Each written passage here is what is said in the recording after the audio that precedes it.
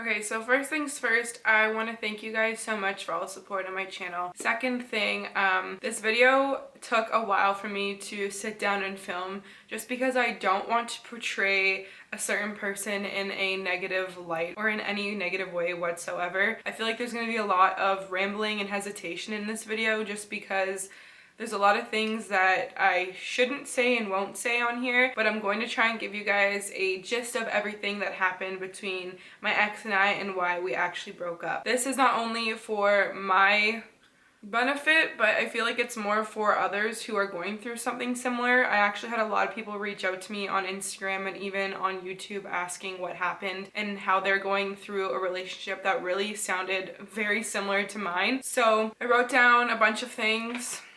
I believe that life is an endless journey of lessons that need to be learned and that are learned throughout life, and I definitely learned a lot throughout my past relationship of 3 years, and I feel like he did as well. We are not friends, but I feel like if one of us were to ever reach out to the other, we'd always be there because we are just those types of people. And I'm not going to sit here and make excuses for him, but keep in mind that this was his first ever relationship and this was my second. So before I start off this video, I want to insert this quote here by Carrie Underwood that I read and wrote down for this. Everyone thought they were Ken and Barbie, but Ken was always getting way too drunk.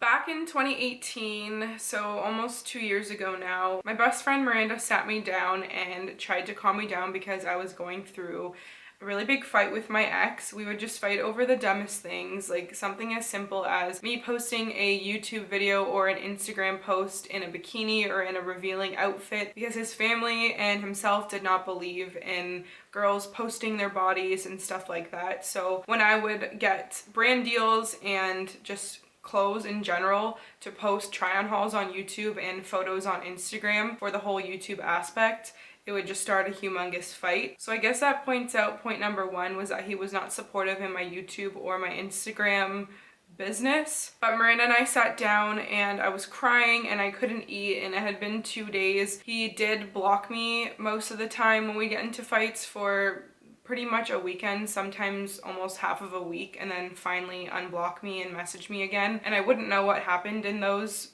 blocked days and I would just sit in my room, cry, not be able to eat. So I feel like that's also a reason why I got really extremely skinny at some point, which I'll insert a picture right here. I actually had some people ask me if I eat and if I was starving myself, which first of all, don't ever ask that to someone. Second of all, thank you for caring. But again, Miranda, sorry, I'm getting all over the place. Miranda sat me down and said, Kai, write down in your notes right now a list of pros and cons about him and show me. So I sat there and I wrote down a bunch of cons. There was at least 30 to 35 of them, and I did end up somewhat showing it to him, but he wasn't really interested, and we were dating at the time. He didn't care about what he needed to work on and what he did wrong, so he'd kind of just be passive about the whole thing and make me look like I was the bad person for writing down bad things that he did. But wrote down a whole bunch of cons, and when it came to pros, I just sat there and I wasn't able to pick any out of it because the cons outweighed the pros so much that I was just blind. But still, I stayed with him because I was so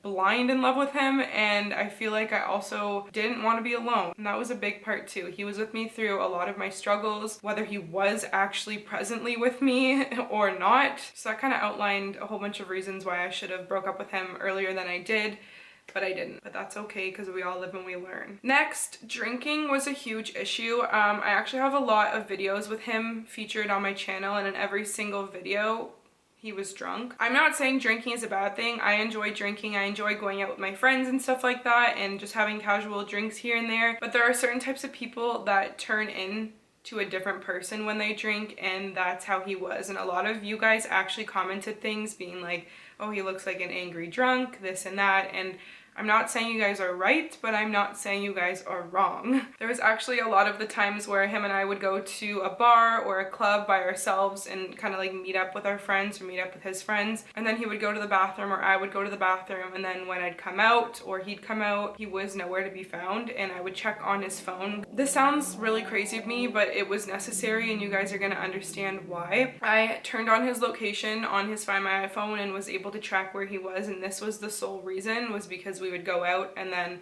I wouldn't be able to find him and I'd be in a bar by myself, and then I'd find out that he left and either went home or went to his friend's house, and then just trying to reconnect with him at his friend's house where I would go to try and be like, why did you leave me? That just started a show. So yeah, we just stopped going out for a while, and then there was a lot of negative energy around when we would go out, either between us or between him and others, and then that energy was absorbed onto me, and then I would get into little scrambles at the bar with other girls, even other guys, and I have never been like that in my life, to drink and want to get aggressive with people, but around him that came out of me and it hasn't ever since. So this caused me to cautiously drink. So every time we would get invited to go out, I either would try and make excuses not to go out in general, just so I could avoid anything that was to happen, or I would cautiously drink where I'd have 1, 2, sip on a third, and just act like I drank a lot more than I did so that he wouldn't get angry if I wasn't drinking enough and my friends wouldn't think I was boring. So going out was nothing like it is now. After we broke up, I actually went on a pretty big rampage because I was like, yes, I can let loose and not worry about having to deal with someone angry when we drink. And yeah, I learned my lesson throughout the summer, and up until now I need to slow down on the whole drinking thing, but it was a brand new experience for me to be single and able to let loose. But cautiously drinking and avoiding going out was a big one. I feel like there was also a lot of hidden substances because he got kicked out of a few bars, one in particular, and wouldn't explain to me why. And then I asked the bouncer and he said, you should ask your boyfriend because he's the one that should be telling you. And the whole excuse and reason just didn't make any sense. So I feel like there was a lot more substances involved that probably portrayed his personality when we were out at the clubs as well. I'm sure you guys can catch my drift. Also, when he would block me, when we'd get into fights for like either a weekend or for a week and a half, I would not be able to eat, like I said. Also, I have never had nosebleeds in my entire life. My family members, like my sister and my mom, get them the odd time, but I'd never gotten one. And I would wake up with nosebleeds. I would wake up with a pillow full of blood. Well, not full, but at least a puddle right by where my face was laying. And I feel like that had to do with stress, which makes a lot of sense. I even Googled it. Nosebleeds can be caused by stress, and going to bed at night, not eating, and being all stressed out about what my boyfriend or ex-boyfriend, whatever he called himself at the time, was doing while I was blocked, couldn't see his location, and I was just sitting at home, was very stressful, as you guys could tell, emotionally and physically. And also there'd be times where he would drive by my house and just honk his car just for me to know that he was outside driving around while I was in bed. Also, a lot of name calling throughout the entire relationship was implemented or involved. I've never been called the names that he called me throughout our relationship by anybody else, not even by bullies or any girl in general. So that was also another thing. Also, when my dad got sick, my dad passed away with cancer 2 years ago, if you guys didn't know, if you're new to my channel. But when he got sick and we found out that his chemo wasn't working anymore, I found out and I called him right away, and he refused to come to the hospital with me to go visit my dad after finding this out because he had already had plans with his brother to go fishing. And that day I showed up to the hospital alone, and my dad asked me, why are you alone? And I had to explain, and he just shook his head in disbelief and couldn't believe it, and he just said, why are you still wasting your time? And then again the next day I asked him again, being like, okay, are you gonna come today with me for my dad? He's kind of disappointed that you weren't there. And then these exact words were, when you put it like that and have an attitude asking me, no, I'd rather hang out with my brother again. And then he didn't come again. I broke up with him at that point for about a month and a half, and then I lost my dad and needed someone. And I just, honestly, I wasn't ready to say goodbye to two people. So I went back to comfort, I guess. We also lived very different lifestyles, and he also tried to accuse me of being a lazy person and that I wouldn't be where I am today if it wasn't for him, which is so crazy because he stopped me from doing a lot of things. Like when I would go and hang out with my friends, he would get mad at me and get jealous, either call my friends lesbians for me, or in general just get mad and try and make me feel guilty for wanting to spend time with my friends. Even if I went out for a lunch date while I had a day off of school and he was stuck at work, he would be so just angry that I was able to go hang out with my friends while he wasn't. I feel like that was also because we did restrict each other a lot from seeing other people and pretty much went from work, school, to each other. But again, if I have a day off of school and you're at work, you shouldn't be getting mad at me for taking advantage of the time that I have off to hang out with my friends. We're not doing anything, we're getting sushi. Which just made me kind of think, okay, what does he do with his friends that he's getting so angry at me for? Because he's probably just thinking that I'm doing that. If you know what I'm saying, that's how I kind of view people's perspectives. When they get mad at you for doing something, well, assuming that you're doing something, I assume that that's what they do with their time. My dad also had a fundraiser for cancer, and his boss put it on, and it was a big, huge venue that got rented out. It was beautiful. It was a big poker tournament, and it was an open bar.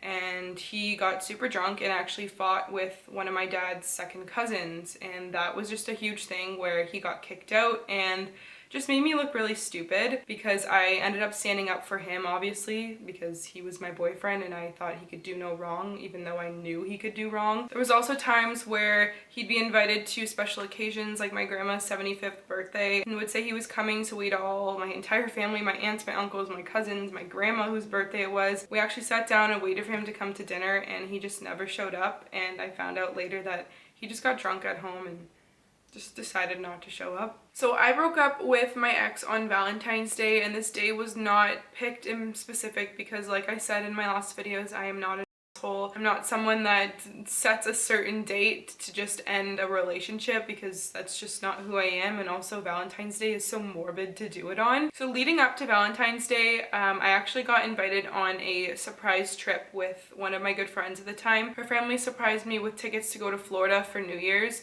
So it was like Boxing Day until past New Year's. So this is going to be my first New Year's without my ex. And I was really scared to tell him because he didn't like when I went away without him, which I know that's... Some people take situations like this very differently. Some people don't care if their significant other goes away, and some people do.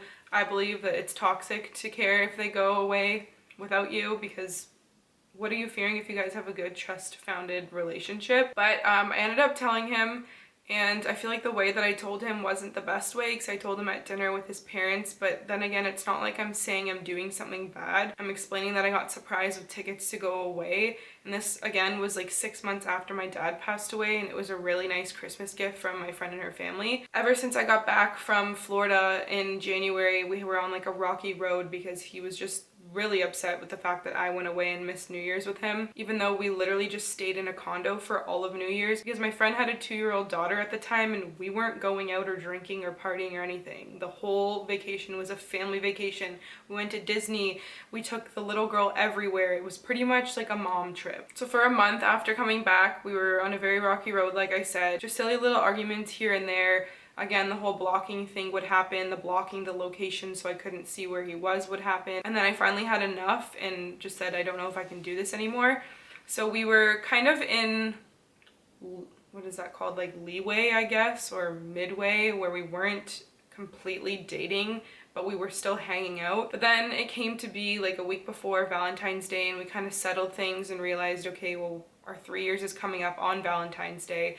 It's Valentine's Day, so what are we doing for it? So on Valentine's Day, I actually had a 12-hour shift at the hospital. I was a nursing student at this time, and my 12-hour shifts were very exhausting because they were only once a week, and my body was just not used to it. So from 5 in the morning, I was up until like I'd get home at what, 7 o'clock at night, 8 o'clock at night. So our whole plan was to either go out for dinner or order in dinner, watch a movie, just hang out, celebrate our 3 years and our Valentine's Day together. Throughout the day, I was texting him. He actually got sent home from work early, so he had time to just relax, have a nap, do whatever, set up, maybe get me some chocolate covered strawberries I've been asking for like 3 years, because that's all I've ever wanted for Valentine's Day and never got it. Still to this day, no one has ever bought me chocolate covered strawberries, but that's besides the point. Maybe someone in the future, maybe when I move to Alberta, someone will.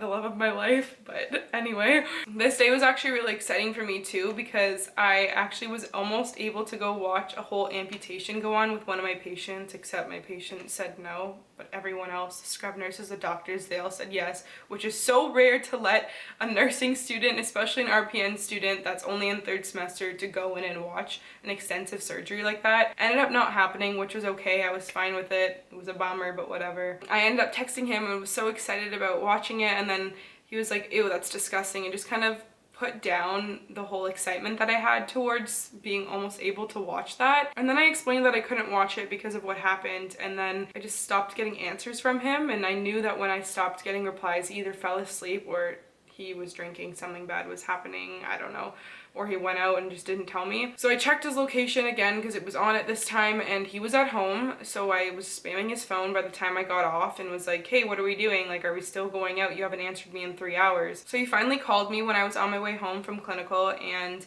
I actually carpooled with a friend at the time, like another student, and she heard this whole conversation. She heard these conversations all the time because I don't know why, but they always happened after my 12-hour shifts. It's like he selected those days where he knew I was so emotionally drained and could get the most out of me. So we actually had a huge argument on the phone because the second I heard his voice, I could tell that he had drank. The whole plan was for him to pick me up and drive and take me out, or at least drive himself over to be able to come and eat dinner, order some food, and just hang out. And he ended up telling me that this whole thing happened at his house and that him and his parents were fighting and that I needed to pick him up right now. And I couldn't because, first of all, I wasn't the one driving. Second of all, I hadn't even gotten home yet from my 12-hour shift. I hadn't showered. So I told him, like, no, you can drive yourself over. You have a car, so what's going on? And he was like, I can't drive. My parents took away my keys. My parents just won't let me drive. He tried to tell me this whole excuse as to his dad and him got into a fight and his dad beat him up, but I know for a fact that didn't happen because I talked to his mom after and his face was not... Anyway, lots of lying, lots of lying and excuses. So once I told him that I was not picking him up and I was stern and set on not picking him up, the amount of names and disgusting things that he called me because I was a selfish... I'm sure you guys can understand the words that probably came out of his mouth. I just sat there and realized, wow, this is our 3 years. This is our third Valentine's Day together, and I'm sitting here after a 12-hour shift dealing with this. So I realized at that moment in time, this is it. That's it. I'm not doing it anymore. So I told him that night over the phone and over text that I was finished, and he didn't believe me. And then finally he was like, okay, you know what, F you, I don't want this anymore anyway. And then the next day he texted me as if nothing happened, as if we were still dating and that nothing happened the night before and that we just celebrated normally. There was text on text. I just explained how I felt. Also, we talked on the phone. We also had a lot of conversations in person about what was going on, and yes, we did hang out a few times after breaking up throughout the summer because I was going through a lot and he was there for me, I guess you would say. Again, like I said, not really there for me, but I don't know, it was just nice having someone there and knowing a lot about you. So I went to him for comfort throughout the summer, and I don't know, I finally realized at the end of summer that this was not going to happen ever again. So why am I sitting here wasting my time? And also a lot of my friends and family members, I lost a lot of friends. I want to say, I forgot to add into the first part of this video that I lost a lot of friends dating him because of how rude he was to my friends, and just no one ever wanted to hang out with us because we always fought. It was just an endless cycle of, oh my gosh, like how long until Kylie and her boyfriend start fighting and we all have to leave early? It was just ridiculous. Life is full of lessons that need to be learned, and I'm so grateful that I am at the point where I am today. And if any of you guys are in a similar situation or any situation where you feel stuck, please remember that everything happens for a reason, and if not now, it will come. It will happen soon. If you guys want a whole advice video on self-love and how to get out of a relationship, then I can totally do another one of these, but this was pretty much just my story on what happened in my past relationship, how it ended, and yeah. Thank you guys so much for requesting this video. It felt really nice to sit here and explain everything out instead of just explaining it to the same people over and over again. I feel like reaching out to a bigger audience not only benefits me, like I said, but could benefit other people. So thank you guys so much. Bye guys.